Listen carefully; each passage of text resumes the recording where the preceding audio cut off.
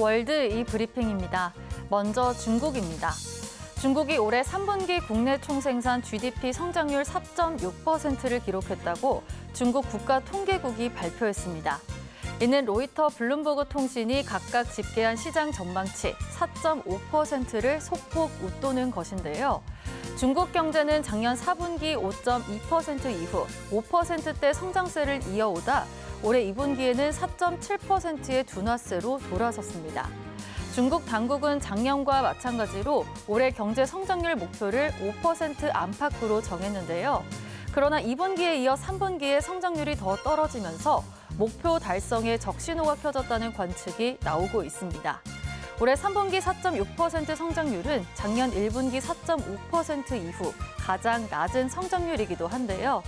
중국은 올해 내수와 부동산 시장 침체가 이어지면서 경제 회복에 어려움을 겪고 있습니다. IMF 소식입니다. 국제통화기금 IMF가 앞으로 세계 경제 성장이 미적지근할 것이라는 우려를 내놨습니다. 게오르기 에바 국제통화기금 총재는 저성장과 높은 부채 문제 등으로 인해 세계 경제 미래가 어두울 수 있다고 말했는데요.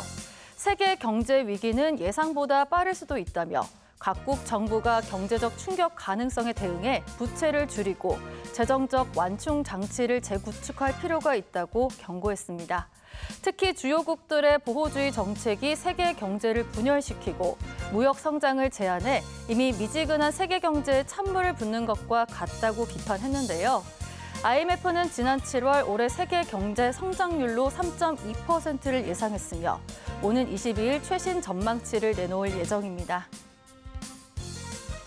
인도네시아입니다. 인도네시아 자카르타 반둥 고속철도의 누적 여객량이 운영 1년 만에 579만 명을 돌파할 것으로 나타났습니다. HSR 고속열차를 운영하는 중국 인도네시아 고속철도 회사에 따르면 지난해 10월 정식으로 상업 운행을 시작한 이후 15,000여 편을 운행해 총 579만 명의 승객을 수송했다고 밝혔는데요.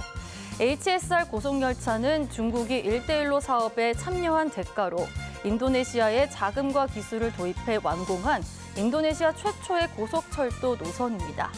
이 고속철도는 인도네시아 수도 자카르타와 서자바주 반둥 간 이동 시간을 기존 3시간 이상에서 약 40분으로 단축했는데요. 고속철도는 전기로 구동돼 인도네시아의 탄소 배출량을 줄이는 데도 도움이 되고 있습니다. 끝으로 프랑스입니다. 세계 최대 명품 그룹 루이비통 모에 헤네시를 소유한 아르노 가문이 프로축구 구단주로 나섭니다. 아르노 가문은 지난 18일 오스트리아 음료회사 레드불과 함께 프랑스 프로축구 2부 리그 선두를 달리고 있는 파리 FC를 인수하겠다고 밝혔는데요. 아르노 가문은 회장인 베르나르 아르노의 재산만 1,500억 달러에 달하는 프랑스 최고 부호 가문으로 꼽힙니다. 아르노 가문의 파리 FC 인수는 파리 생제르맹이 10년 넘게 장악하고 있던 프로축구의 판도까지 바꿀 수 있을 것으로 예상되는데요. 아르노 가문과 손잡은 레드불 측은 최고 수준의 선수를 발굴하는 능력을 강화하도록 자문하는 역할을 할 것으로 전해졌습니다. 지금까지 월드 이 브리핑이었습니다.